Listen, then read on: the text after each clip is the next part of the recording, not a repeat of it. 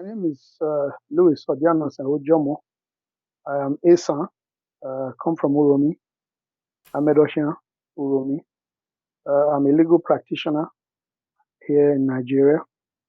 I have been engaged in politics actively, but my main preoccupation is that of being a practicing lawyer. Hello and welcome to Obehi Podcast.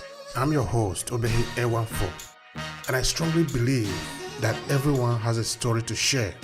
Now let's get started into this episode.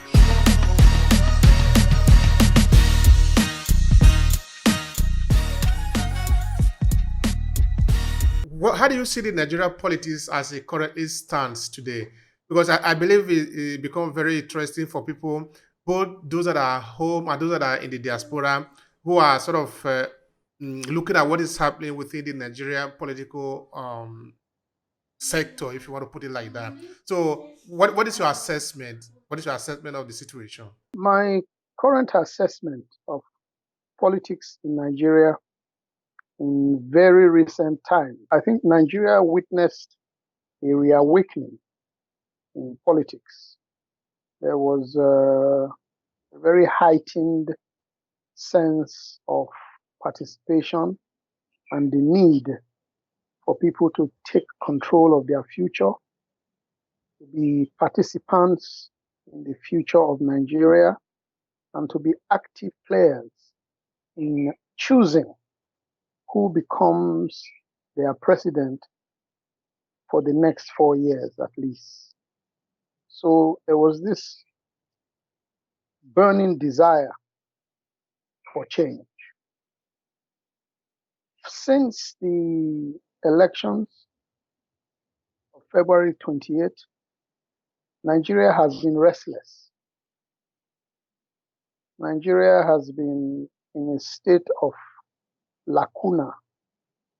We have become very anxious because it appears, and I use my words carefully, it appears that the people's mandate may not have been actualized. And for this reason, there are currently several court cases. This situation is not unusual, especially in Nigerian politics. Even before elections, candidates are already putting together legal teams. Whether they win, whether they lose, they must go to court. Unfortunately, the Nigeria politics has not matured to the level where we can guarantee that election results are actually what the voters voted. So in this election, we had a lot of unusual circumstances. I don't want to make statements on the case that is presently in court for the Court of Appeal.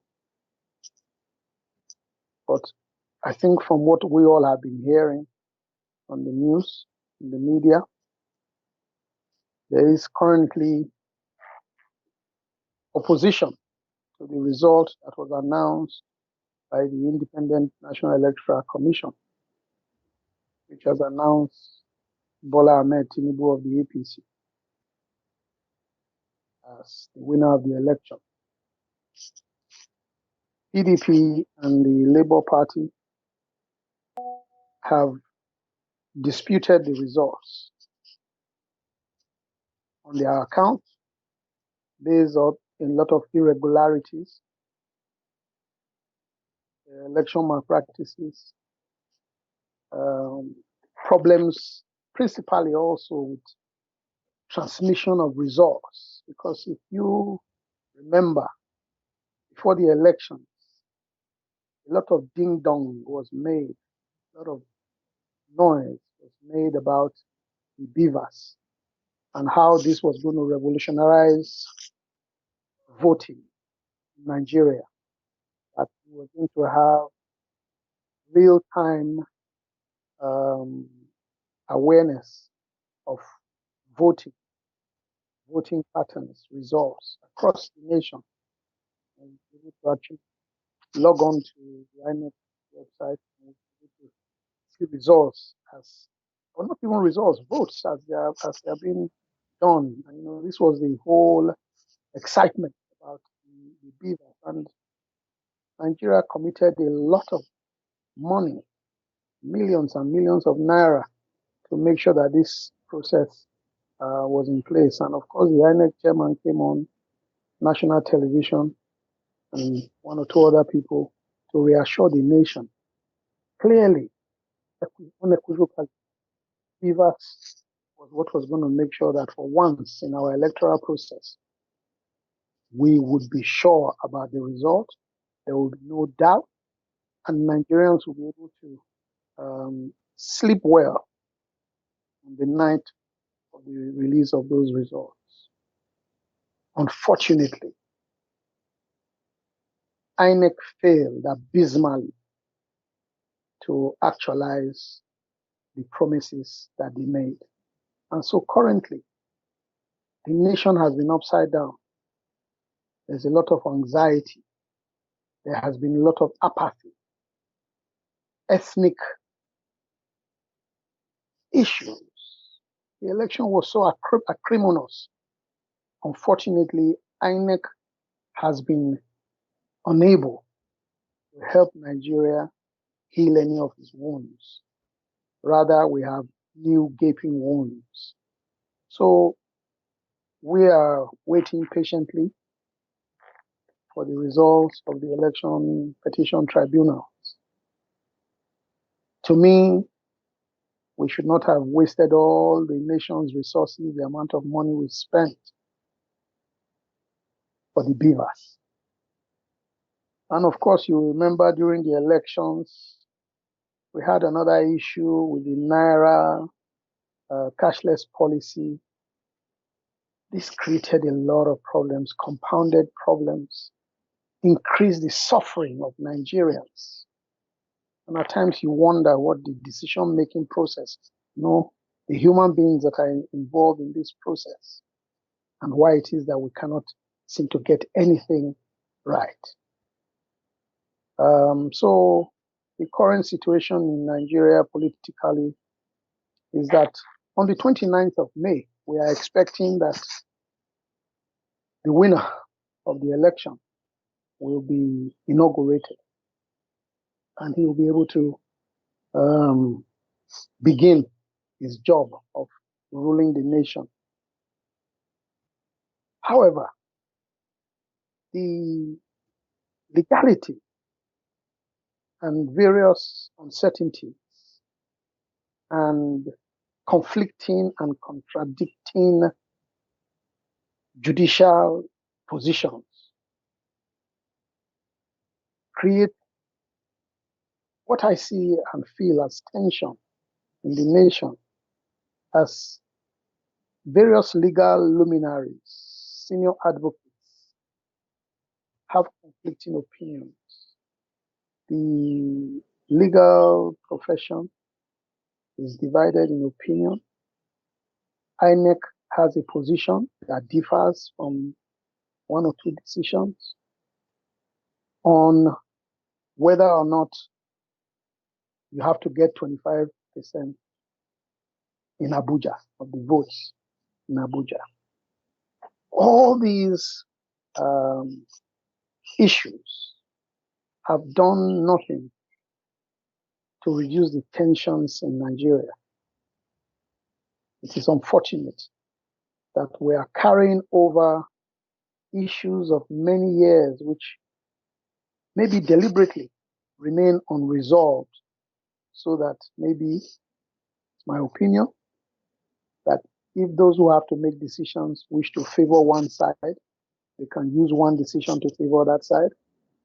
Or if they want to favor another side, there will be a decision available to favor that side. I think this is wrong. Justice must be blind. Justice must be done in all circumstances. The rule of law must override personal interests. So far in Nigeria, we have been unable to secure these basic principles of equity, fairness, and justice. And this is why we have so much confusion in an otherwise simple situation. Elections are not rocket science.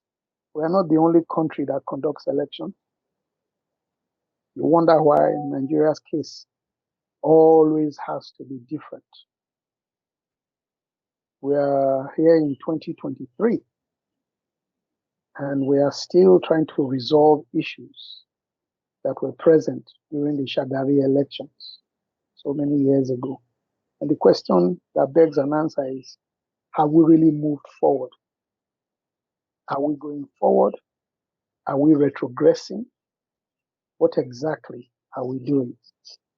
In a country highly populated by intelligent, knowledgeable, and professionally upright people, we never seem to get it right. So currently, this is the position that we are in, that there's a lot of uncertainty. We are not sure how it's going to go. Are we going to get a legal decision that stops the inauguration, for example, happening, as has been mooted in certain quarters? If that does happen, then are we going to be looking at an interim government? Some commentators have even gone as far as saying that maybe this situation is going to call for military intervention. All of these speculative comments are only possible simply because the leadership of Nigeria, the various institutions, refuse to get it right. If we could get it right, all of these speculations, all of this talk, crisscrossing the cyberspace, in the tabloids, in beer parlors and bedrooms, would not have the light of day. So nobody can tell you categorically now and say, this is what the situation on the 30th of May is going to be like, the day after the ceremony. But personally, I pray that Nigeria gets it right. I pray that we begin to move forward. I pray that the labors of our heroes past. Thank you so much for that elaborate explanation of what is happening to our dear country, Nigeria. Mm, Because in a time like this, it will appear that those at the helm of affair, or those who will sometimes I like to call the kingmakers in Nigeria, do not care about the suffering of the average Nigerian people. Because for how long are we going to suffer for something that is not really worth it? For how long are people going to suffer for nothing? For something that we could actually really resolve? Instead, we just look like little children. We are just turning in a circle, just vomiting on ourselves, eating it. We are supposed to have been able to grow beyond this. You see, just now you were saying that this is a country of intelligent people. It is true. This is a country of highly intelligent people. For crying out loud, if you go to the United States, some of the most educated people of all the diaspora there in the United States are Nigerians. We are not demented. How come we cannot even face a simple election in a way that it can reflect the will of the people to make things right for once? Because somebody who is looking at the political arithmetic in Nigeria, or maybe sampling opinion of what is happening from the independence till now, we understand that there is a high tension in the country, even before the election. So that if you want to play a game, you will like ask yourself, what if it goes wrong? What is going to happen? You see, I think if we care about the people, if we care about this country, we should be careful the kind of calculation that we make. So I just want to throw it out there that it is concerning, it is worrisome to a lot of Nigerians, both home and abroad, that somehow some people don't care how much we suffer. They don't care the consequences. They just continue to take the people for a ride. And this is really unfortunate. All right, we're going to look at the angle because you are a lawyer. I will ask you some questions relating to the legal aspect of it. But I like also to look at also of why now is a high political awakening in the country, because you did make mention of that in the beginning, that a lot of that is a high awakening in Nigeria in terms of election. Of course, we could see that in the turnout, how many people came to vote, particularly of young people who have voted for the first time. That looked like a kind of putting a light in the dark. That's supposed to have signaled something to somebody that the time has come for us to turn a page. But yet, we see what we saw. Now, the question is, what led to this sudden awakening in Nigeria in terms of the politics of the country? Help me understand that. First of all, I want to say that I've always believed that what makes it is not one who has all the degrees, not one who is politically very exposed. It's not one that has all the connections. A good leader is a person who cares. Such a simple requirement. You must care. And it has become a requirement that is hard to find amongst those who have ruled this country. Care. It's an essential ingredient of leadership. You know, during the COVID, just to make a quick example of chronic lack of care, palliatives that were brought for the masses to alleviate their suffering during the COVID time, these were hijacked by various state executives. You remember, they were all hidden in various warehouses in various states across Nigeria, while people were suffering, starving. Palliatives that were brought for them by various organizations were hidden in warehouses across the country by state governments. Total lack of care, sympathy, and empathy.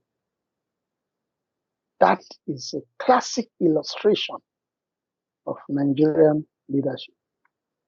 Now let me deal with the issue of the unprecedented and large voter turnout during the presidential elections. You will remember in 2014 and the period leading up to the 2015 election when Buhari came on board, there was also this heightened desire for people to come out en masse and vote because of the reputation that people believed the incoming or the candidate then of the APC, President Muhammadu Buhari, had as being a disciplinarian, a no-nonsense man, and the person who would rescue Nigeria. And, you know, the country was buzzing and people were so excited that finally, you know, the change had come. And people came out in unprecedented numbers to vote. The administration His Excellency President Muhammad Buhari is going to terminate on the 9th of May, in a few weeks. But I think we have a scorecard already available for 8 years, almost 8 years, less a few weeks. So the results are out, and the people are not happy. In fact, the results were out in the first 4 years. The second 4 years was indicating that it was just a dream, and that we will wake up, and that really Nigeria was actually moving forward.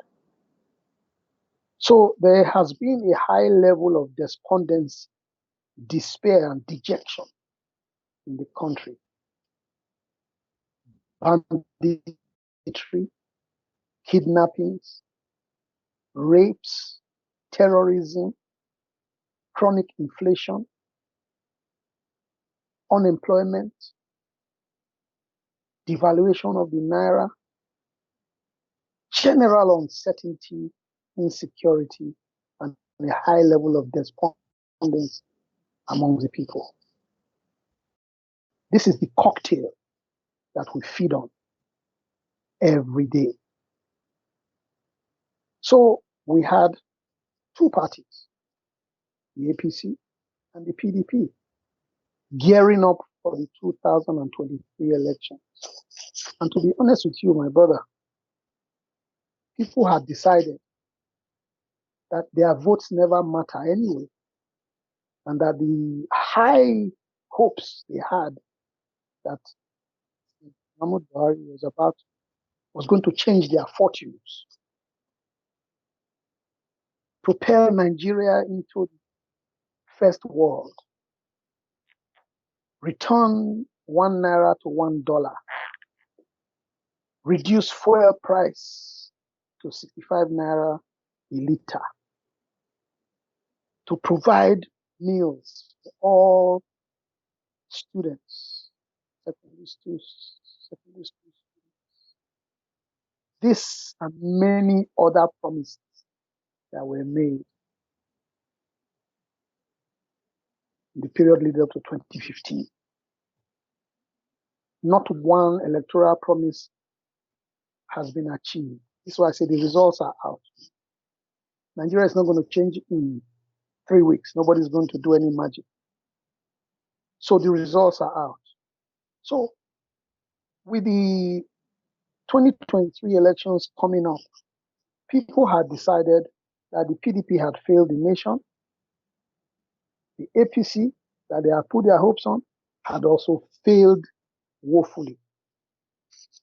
We were running from the PDP and we clung onto the APC. The APC who had tried the fire and who had tried the frying pan. And then suddenly, out of the blue, came a third force in the shape of a human being called Peter Obi, who had joined the Labour Party and was now the flag bearer, the presidential candidate. His movement initially was described as just a tea party in a zoo, a movement that started, we believe some people, as just 4 small boys with laptops in a bedroom. This was how it was described. A bunch of jokers who just want to make noise. But for the first time, Nigerians actually saw an opportunity with a man whose track record actually spoke volumes. A man who, up till as we speak now, has not been faulted. You know, when you do an election, the day your grandfather farted, they will reveal it during your campaign. This man, till date, we have not been able to see any skeleton. His administration as governor of Anambra and his antecedents, many things that he did. These things excited Nigerians that, wow, we actually now have an option. When we were thinking that we keep moving from fry pan to fire, from fire to fry pan, here is a brand new situation in the country. And people caught on. And this joke, as they described it initially, became a movement. It became a movement. And LUP, as we jokingly coined it, became the third force, a serious political option to take us out of the rut that we were in. And across the nation, across political divides, across religious divides, and across ethnic divides, people decided that they must rescue Nigeria through Peter Obi as a candidate of the Labour Party. This is a singular catalyst that created the cataclysmic reverberation, the earthquake in Nigeria, where the former political juggernauts started to have sleepless nights. And the electorate decided, the voters decided, that they were not going to vote on party lines anymore. They were just going to vote for this man under the Labour Party. So on the day of election on the 25th, you will recall we had three positions being voted for. You had the presidential, you had the Senate, and you had the House of Representatives, if you remember. While people voted the way they wanted with the Senate, voted again on party issues or personal issues for the House of Rep, singularly, first time for the presidency, people in the Labour Party were supported by those in the PDP, they were supported by those in the APC, those in ABGA, those in NNPC, any other political party you wish to jokingly mention. But in a serious note, everybody decided that they were going to vote for Peter Obi en masse. And as the results started coming in, it appeared clear to everybody who was going to win the election. And this is the single reason that there was going to be change in Nigeria. The hopes that we had placed upon Muhammadu Buhari suddenly seemed achievable again through Peter Obi. And this is why you saw the large voter turnout. And when it started to appear that their mandate may not be realized, I don't want to say it's been stolen because this is entirely for the courts to decide. But when it appeared that their mandate was not going to be realized, people became very, and I use this word all the time now, despondent. There was a lot of despair, discouragement, disappointment. And if you remember the next elections, which I think was here on the 18th of March, which was governorship and House of Assembly, you will remember that those elections witnessed a very low turnout because Nigerians now believe that it doesn't matter whether they vote or they don't vote. The results that certain people want to come out will come out the way they want. So what is the point of going out to vote?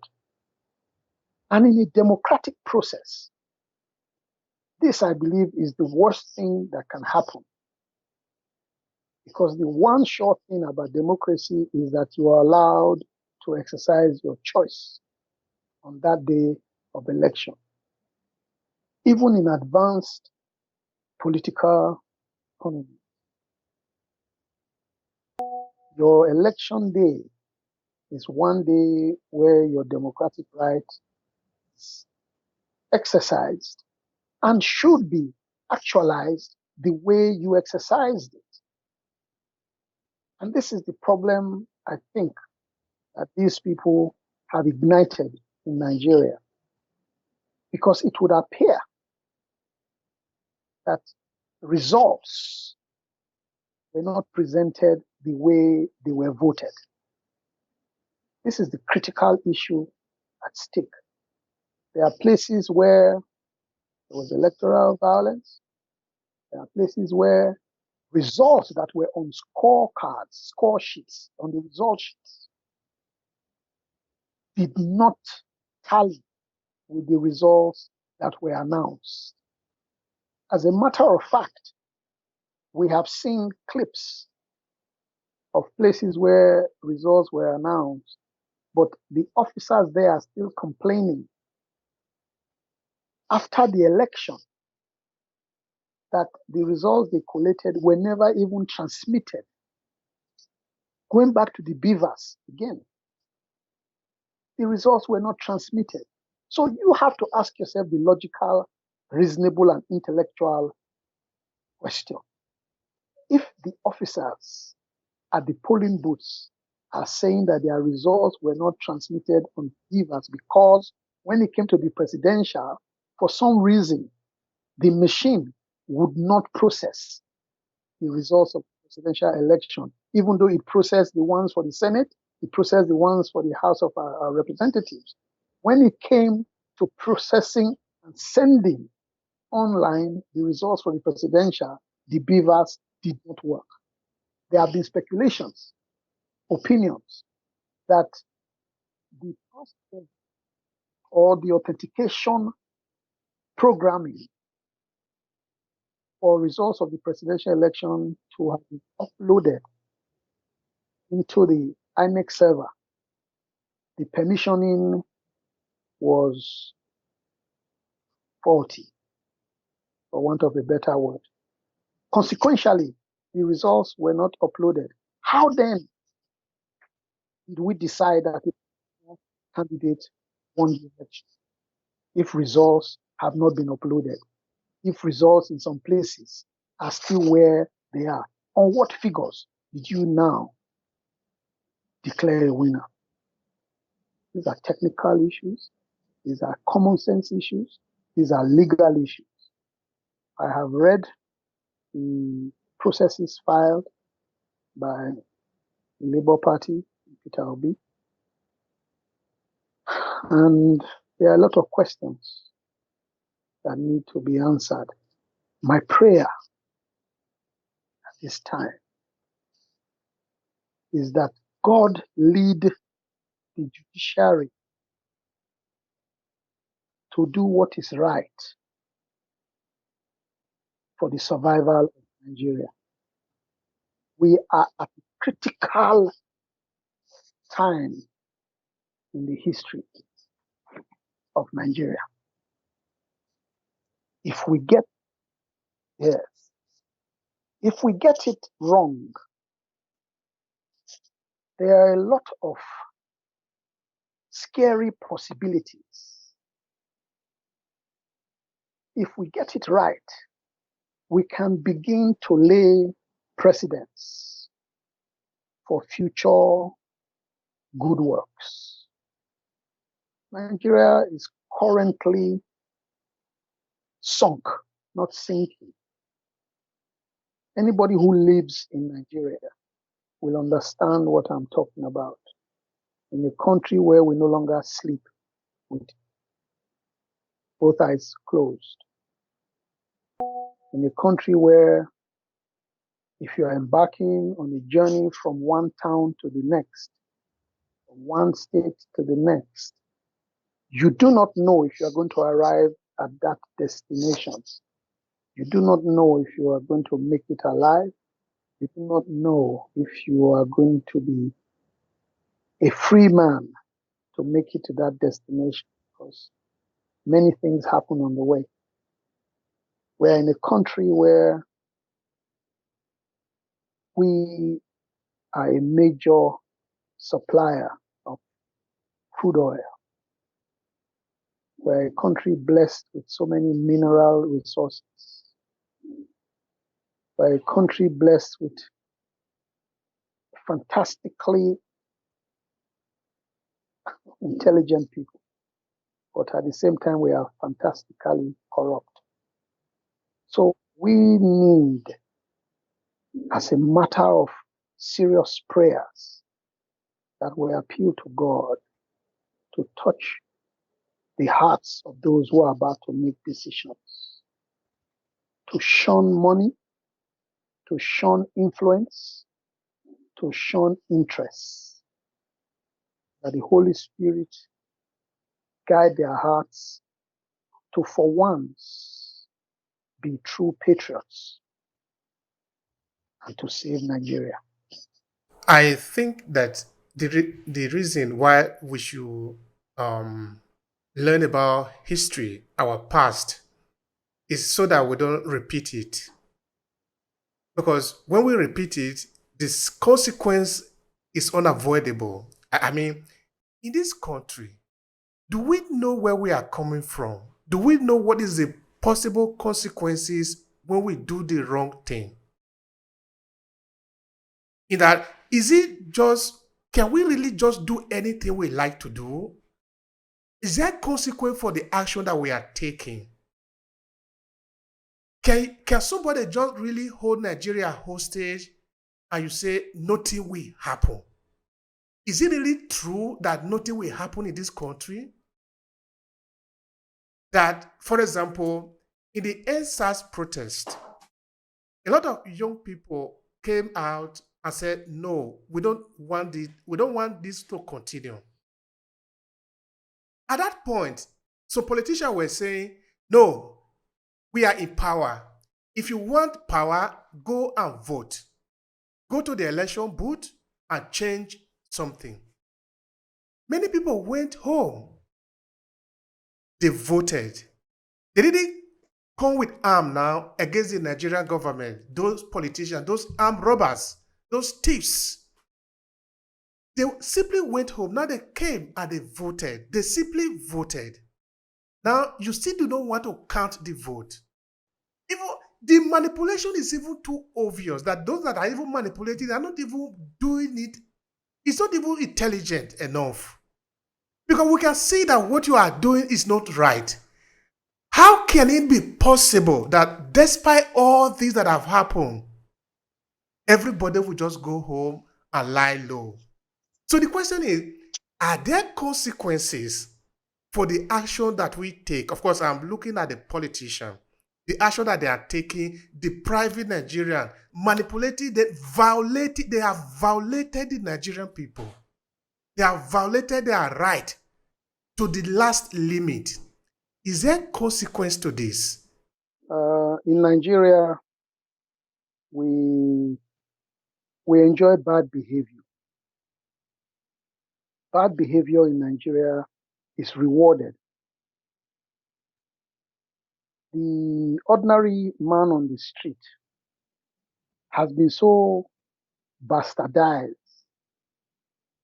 by the leaders who have constantly and consistently led us with bad example. The bad example has been replicated administration after administration. It appears now that bad behavior in Nigeria is encoded in our DNA. We no longer are appalled by bad behavior. We are not disappointed by bad behavior. In fact, the worse your behavior in government, the more elevation you appear to have. so that the local government chairman who behaved badly becomes a commissioner tomorrow under a governor who behaves badly. The commissioner or special advisor or whoever that is favored by the governor because he understood the importance of bad behavior is elevated by his godfather to maybe also become a governor in replacement. And then the governor who leaves, having displayed such bad behavior, is elevated to maybe becoming a minister. And you can see that in this progression, this rise of this particular badly behaved individual, he sends a message to the populace. And the message is this: if you want to rise like me, engage in bad behavior, and the country will reward you. Now, the ordinary man on the street has been observing this since 1960 when we got independence. And he sees that his leader behaves badly. He doesn't see one reason why he should behave properly. And so he himself, having learned from his father, embarks on his own sojourn of bad behavior. Consequently, in his own home, he becomes a bit of an animal, badly behaved. And his child watches him behaving badly. The child grows up to become somebody in control of an environment. In his environment, he behaves badly because he never had an opportunity to witness good behavior. Consequently, exponentially, there is bad behavior across the country that is rewarded. So I give you a classic example. I've used this before, I believe. A person is driving against traffic, what we commonly know as driving one way, driving against traffic. He expects you, who is driving on the right side of the road, to give way. Should you insist on your right, or you are unable to give way? The person who is driving wrongly starts to abuse you, insult you, and wonder why you were driving in front of him and didn't give him way, even though he is contravening the traffic regulations. Worse still, and this is what happens, the bystander, the pedestrian on the road, witnessing the altercation between the one driving against traffic and the one in his proper lane, will approach the man who is on his proper lane and tell him to move. What is wrong with you? Why are you are obstructing traffic? I personally had a situation like this earlier this week. And you look at this situation incredibly and you wonder, this same man might become my president. And in his country, what type of behavior are you going to expect? What is his behavior and success potential? So we have a situation in Nigeria today where all institutions behave badly. The church behaves badly. The judiciary behaves badly. The executive behaves badly. The legislature behaves badly. The traditional institutions behave badly. Our children now behave badly. Parents behave badly. The police behave badly. We continue like this, and I keep listing. There is no one institution in Nigeria today that is guarantee that they behave properly. Therefore, we need a very, we need a kind of change that I thought was coming through a leader who so far has not been able to be faulted.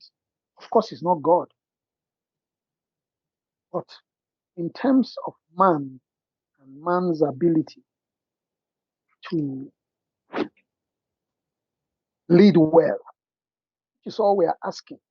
We are asking for somebody who will lead us well, not perfectly, lead us better than we have been led. We are looking for a man who will lay foundation. You don't fix a country overnight, but we're expecting somebody who will come, stop the rot. We need to stop the rot. There must be a milestone. You must have a point where you say, okay, this is where we are taking off.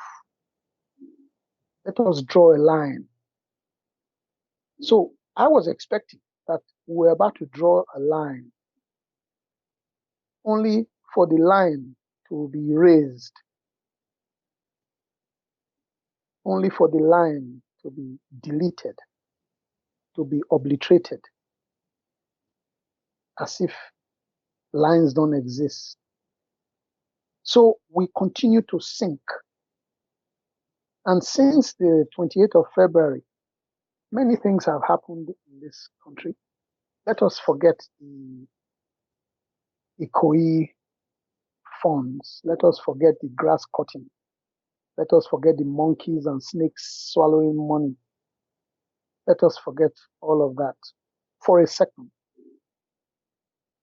Recently, in the last few weeks, we understood that we had bought fire trucks, 10 fire trucks for $1.2 billion, I believe. I decided to do my own investigation. I just Google the price of the most expensive fire truck. And I was shocked to discover that the most expensive fire truck is less than half the price of what was quoted as what they voted for purchasing these fire trucks. We all know that in Nigeria, nobody's going to buy a brand new fire truck. We'll buy a refurbished one from somewhere, you know. So my question is this. One, why wouldn't you buy a new fire truck? Is that not supposed to save lives? This is another example of bad behavior. So you are supposed to save lives. So because you don't care, and this is why I said earlier on that a leader, the first quality of a good leader is care. Fire trucks are meant to save lives. Who knows? It could be your wife, your son in a shopping mall that is on fire. And the fire truck that you were supposed to buy brand new and the best one in the world, you went and bought a dilapidated, reconfigured, and refurbished one. Breaks down on the way to the fire incident in the shopping mall, and your child now dies. Penny wise, pound foolish. So we have gone and voted 1.2 billion for fire trucks. The question is this. Assuming,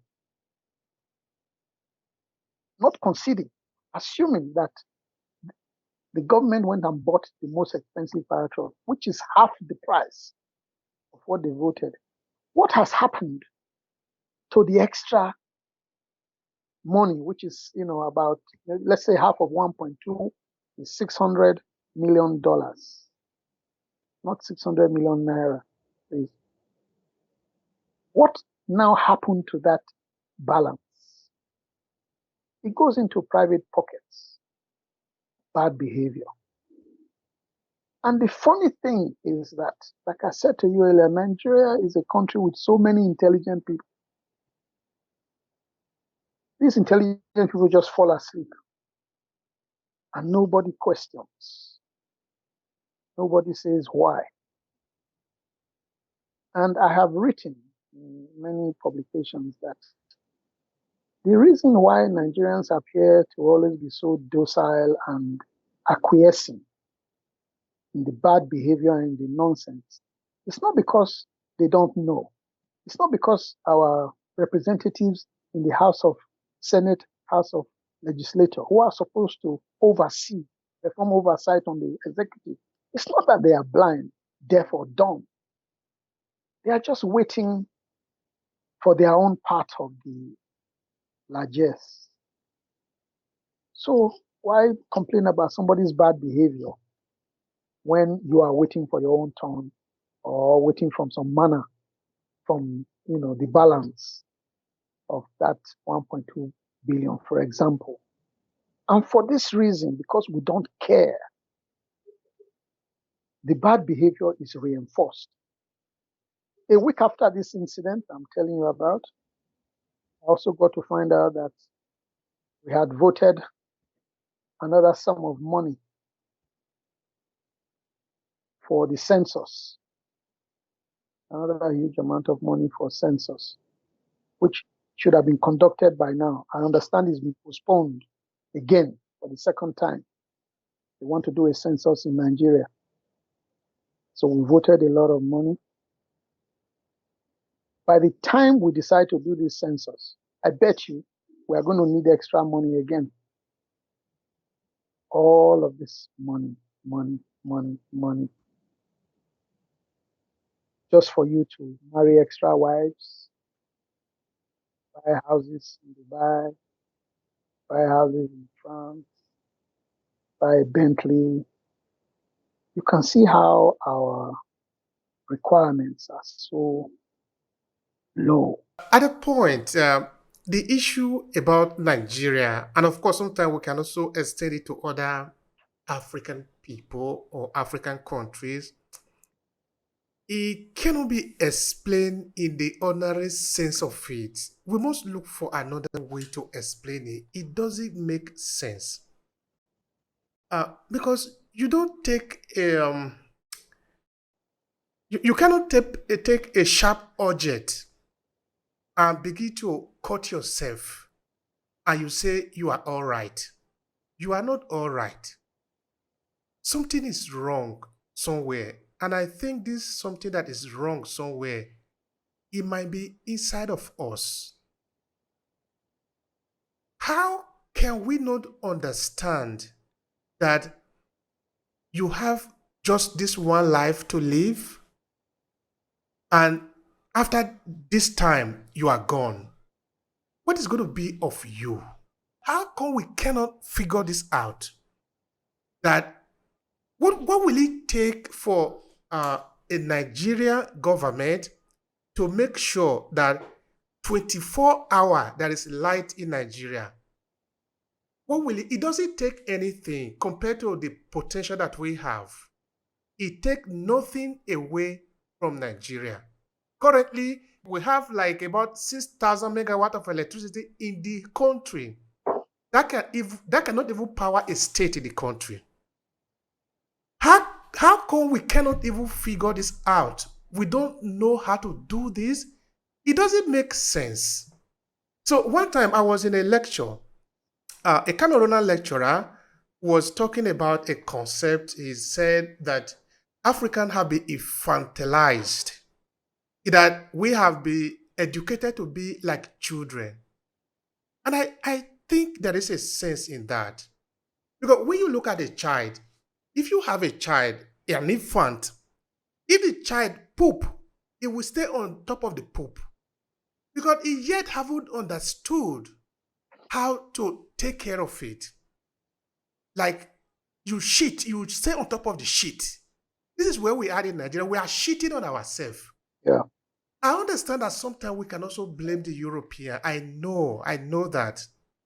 In 2010, I wrote a book that I called Underdevelopment in Africa, My Hands Are Clean.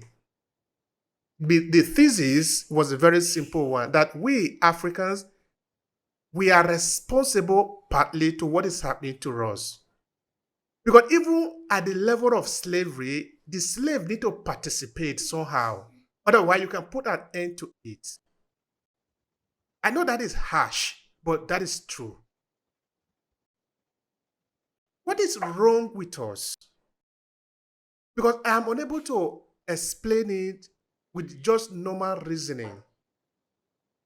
I cannot explain it. What is wrong with us? Where are we having this problem? How come? So, what would Tinubu need? What would a man like that need that he want the entire country, the people, the young people to suffer for what? What does he going to need? He need more money.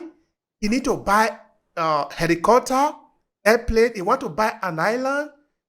What does it need? Why? How come we cannot even understand that we are toiling with the life of over 200 million people? I'm not able to explain this. How come we cannot figure out those elementary things? Mhm. Yeah. Um, it comes down to care. I keep using this statement. Our leaders do not care. Our leaders will go abroad for medical care. They will take their wives, their children, family members. Then you will leave us here to go to the hospitals in Nigeria that we can afford. If these were caring people, they would establish hospitals that are of first class standards for their brothers and sisters who they are supposed to look after. Recently, we heard about our Senator Madu, whose child sadly needed a kidney transplant. A very heart-wrenching story. But there is also a harsh reality that if we don't fix Nigeria, Nigeria will fix us. And here we are currently, I think yesterday or day before yesterday, he has been sentenced to 10 years in prison in the United Kingdom. It's sad. I feel sad for him. I feel sad for his wife, who was also sentenced. I feel sad for the daughter, who now cannot sleep in the same house with her parents in a critical situation where she's having dialysis constantly and will definitely need a kidney transplant. Otherwise, if she doesn't have those two options, she will die. As simple as that. So you have a father and mother. I'm a father. You know how it feels if your child were to be in a critical situation like this. But there's the reality here after independence. We are still behaving like babies in nappies. The country is still crawling like a toddler. Something is wrong. We have leaders that do not care. I gave the example of palliatives that were hidden by various state governors. Palliatives, food, medical care equipment, medicines, etc., that were meant for their citizens. They were hoarded, hidden in warehouses. Some were appearing in shops owned by wives and girlfriends of people in government. I don't know if you understand this statement I just made. Palliatives that were meant for people during the COVID time to prevent hunger, starvation, were being sold in stores owned, run by girlfriends and wives of people in government. What was meant for the ordinary, the masses, were hijacked. People were suffering in their houses from lack of amenities. Palliatives were hidden in warehouses, and some of these palliatives were being sold. Things that were received free were being sold in the shops of wives and girlfriends of people in government. And when people finally found out where these warehouses were, we all were witness to the things that happened. Was any governor sacked from office for this? Was there anything? Did anything happen? We reinforce the bad behavior. Our roads are in appalling condition. When I was in school, I heard my parents complaining about roads. My parents were complaining about roads. They were complaining about electricity, complaining about insecurity. I now, as a parent, I'm also still complaining about roads, electricity, insecurity, bad governance, bad government. So where is the progress? Can we say that this now is an established behavior? Yes, we can say that a lot of our problems came from pre-colonial times, from slavery, from international interventions, crises and problems caused by foreign governments in Nigeria. Yes, these are valid arguments up to a particular extent and to a particular time. I read sometime a month ago or so, somebody bitterly complaining that the Bible was interpreted in Yoruba, Efik, and Hausa, blah, blah, blah, but no science books were ever interpreted in Edo or Yoruba, and therefore the white people intended to keep us ignorant. I also agree. However, to an extent, I want to ask you, every university in Nigeria, I believe, has a linguistics department. What are they doing? Are you telling me in 2023, since 1960, they could not have translated the physics textbook, chemistry textbook, biology textbook into any local language? Are we saying that because the British government left time bombs in Nigeria pre-1960, that after 1960, Nigerians now cannot start to also solve their problems?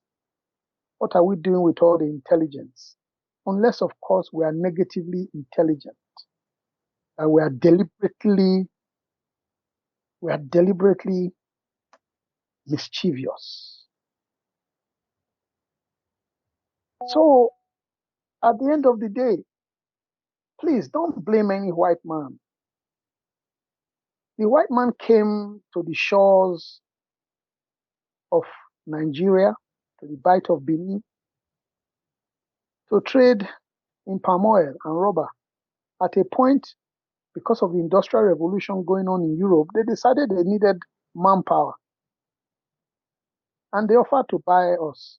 We, wanting to trade, and because of our nature, decided to war neighboring countries and take our own brothers as slaves and sold them to the white man for umbrellas, bottle of gin, mirrors.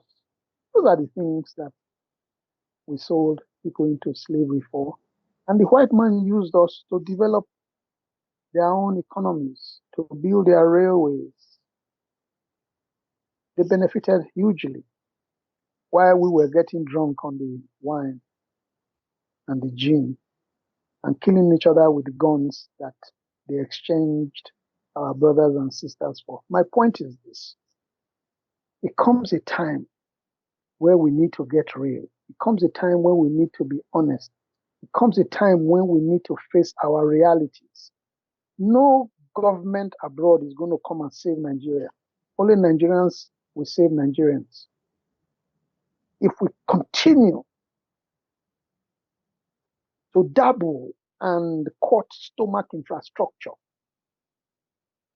if the voters, if the ordinary Nigerian is serious for long enough, they will see that change will come.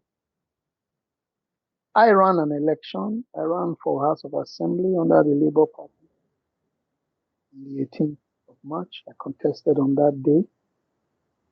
I lost the election.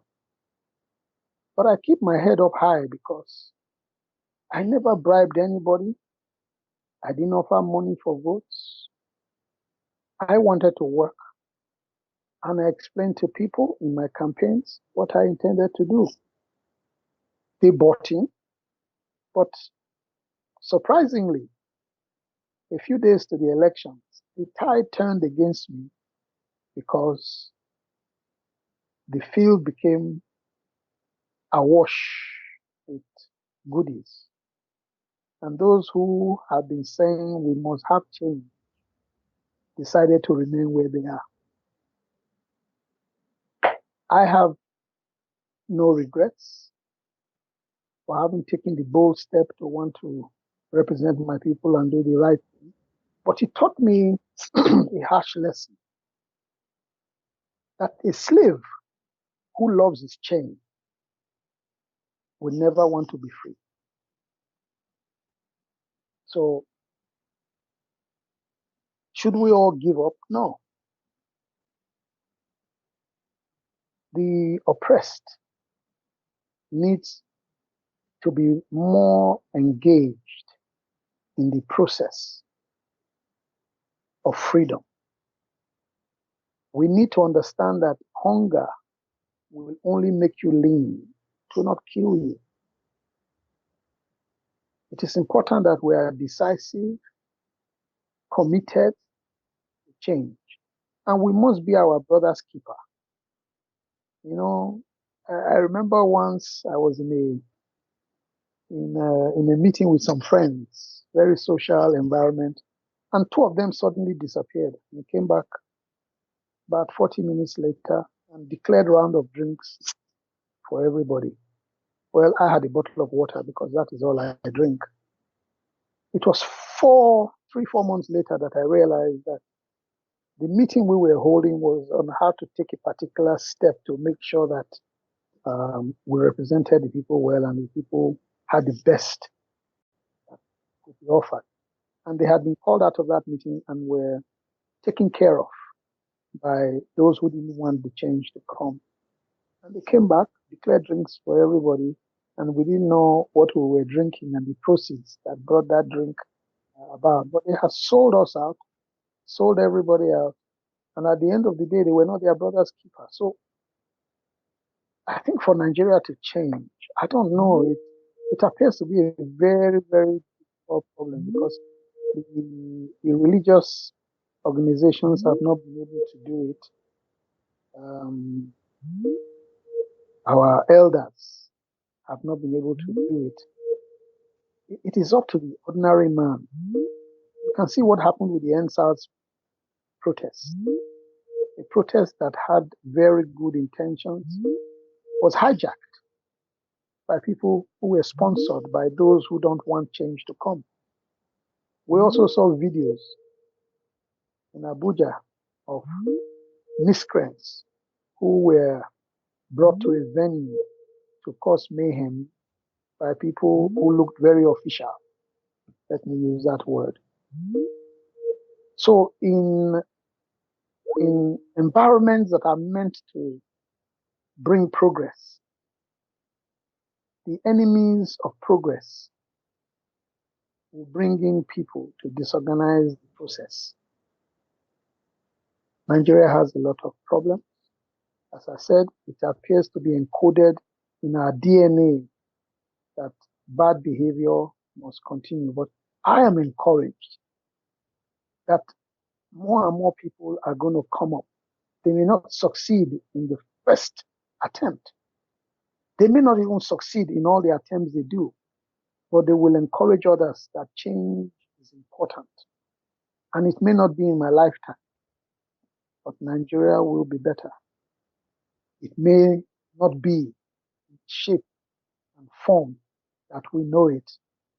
My message to my people is this: remain resolute, remain focused, continue to pursue a better Nigeria. You must be prepared to make sacrifices for change to happen. If we all behave the same, change will not come. So let us know that we must leave our comfort zone and take chances. Let us be our brother's keeper and understand that together we succeed.